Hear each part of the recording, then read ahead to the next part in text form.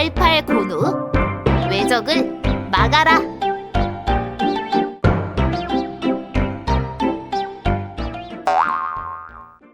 이번에 할 게임은 88 고누 외적을 막아라로 임진왜란을 배경으로 우리의 전통놀이인 88 고누를 응용해서 만든 게임이에요. 여러분은 임진왜란을 아나요? 임진왜란 하면 이순신 장군부터 떠오르는 친구들이 많을 거예요. 이순신 장군이 바다에서 통쾌하게 외적을 물리치는 것을 상상하면서 게임을 하면 아주 신나겠죠? 하지만 일본 팀이 된 친구들은 게임을 하기 싫어질 수도 있어요. 이럴 때 어떻게 하면 좋을까요? 내가 싫더라도 함께 즐겁기 위해서는 때론 참아야 할 줄도 안다는 것. 그러면서 인내심과 참을성을 배우는 것이라고 생각하면 좋겠지요? 이 점을 기억하며 슝! 하고 역사 속으로 들어가 볼까요?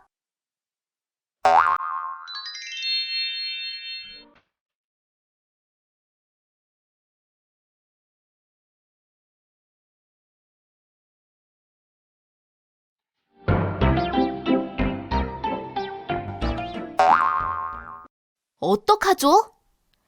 글쎄, 왜군 약 20만 명이 1592년 4월 13일에 명나라를 치러 갈 테니 길을 비키라는 터무니없는 요구를 하며 부산 앞바다로 쳐들어왔어요.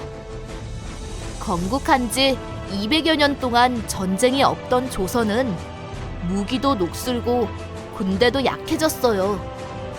하필 이런 때 임진왜란이 일어난 것이죠. 부산성을 빽빽하게 둘러싼 일본 수군을 보세요. 엄청난 수의 해군이 몰려왔어요.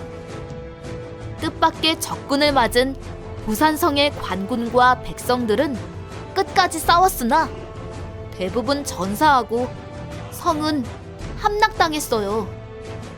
이런 와중에 혼자 살겠다고 도망가는 군인들도 있어요. 일본군은 조선군에 비해 수적으로도 많았지만 신무기인 조총을 사용했어요.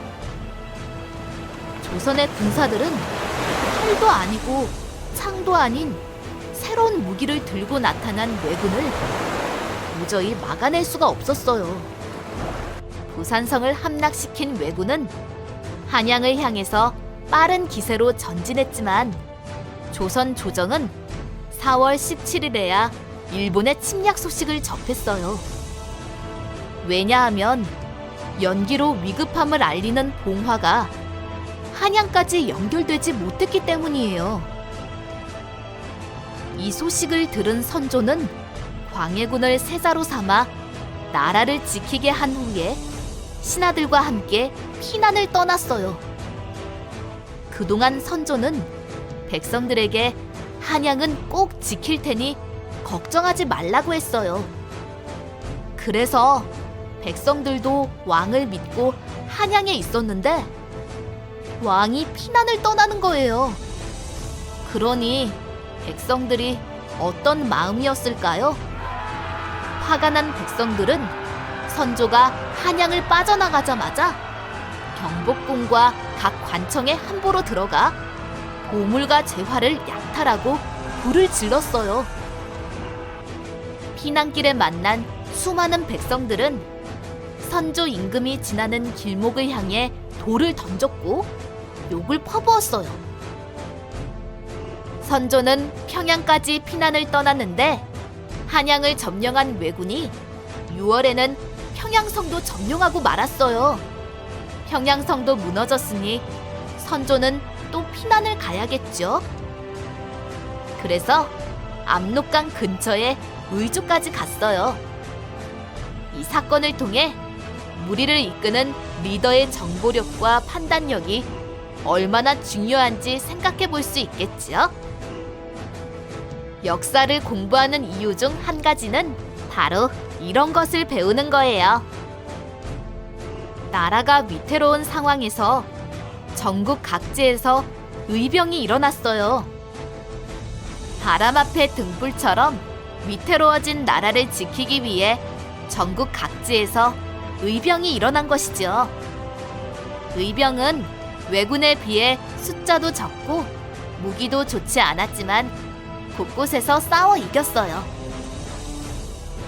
지도를 보면 초록색으로 짙게 표시된 부분이 있지요? 산을 표시한 거예요. 이렇게 보니 산이 무척 많네요.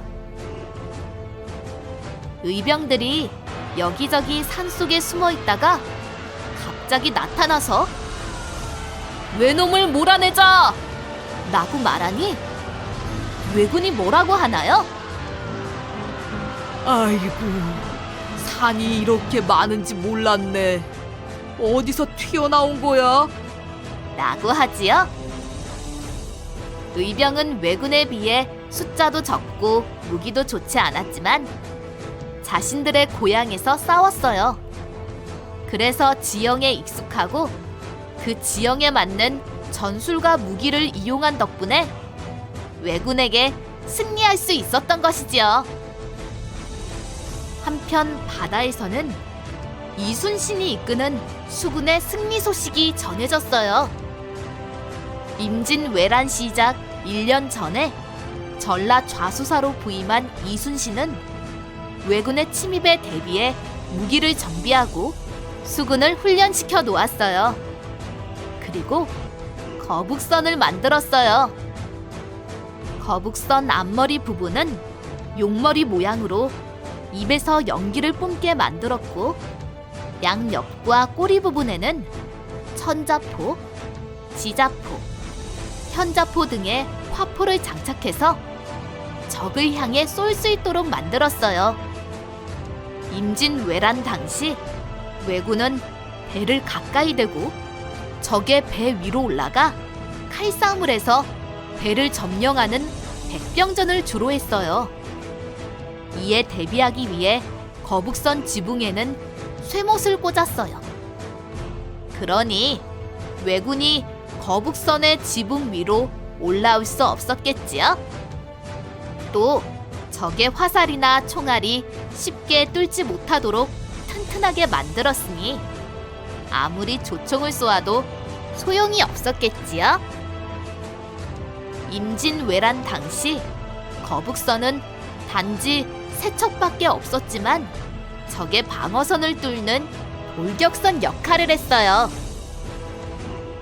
이순신은 이러한 뛰어난 무기와 전략을 가지고 부산에서 가까운 옥포 해전에서 첫 승리를 올렸어요. 이어 사천, 당포, 한산도 등에서 크게 승리를 거두었어요.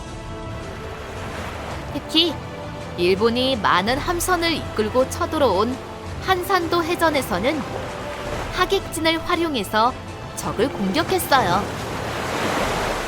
화면을 보세요.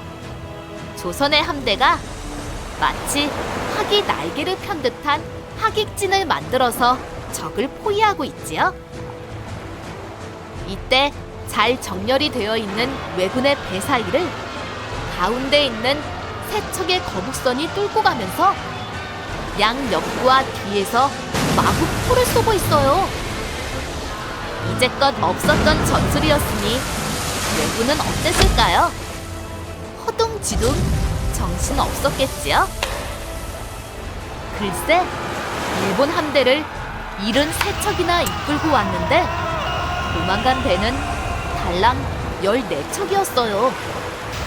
섬나라인 일본은 해전을 무척 잘하는 나라였어요. 이런 일본을 상대로 해전에서 이겼으니 대단하지요? 그래서 한산도 대첩이라고 하는 거예요. 일본 육군이 한양을 점령한 뒤 계속 북쪽으로 전진하면 수군은 서해 바다를 거슬러 올라가며 군량과 무기 등을 육군에 실어다 줄 계획이었어요. 하지만 이순신이 이끄는 함대가 바다에서 일본 수군을 연달아 물리치면서 일본군의 당초 계획은 크게 어긋나고 말았어요. 이처럼 이순신이 이끄는 해전 승리는 사실상 임진왜란 전체의 승패를 바꿔버릴 만큼 결정적인 것이었어요. 이순신 장군은 이미 전쟁을 나갈 때 이길 것이라는 확신을 가졌어요. 이런 자신감은 싸우기 전에 전략과 전술을 철저하게 계획하고 준비했기 때문에 생긴 것이죠. 우리 친구들도 이순신 장군처럼 철저하게 계획하고 준비하는 습관을 들이면 어떨까요? 철저한 계획과 준비로 불리한 상황에서도 승리로 이끌 수 있었던 이순신 장군의 정신을 꼭 기억하세요.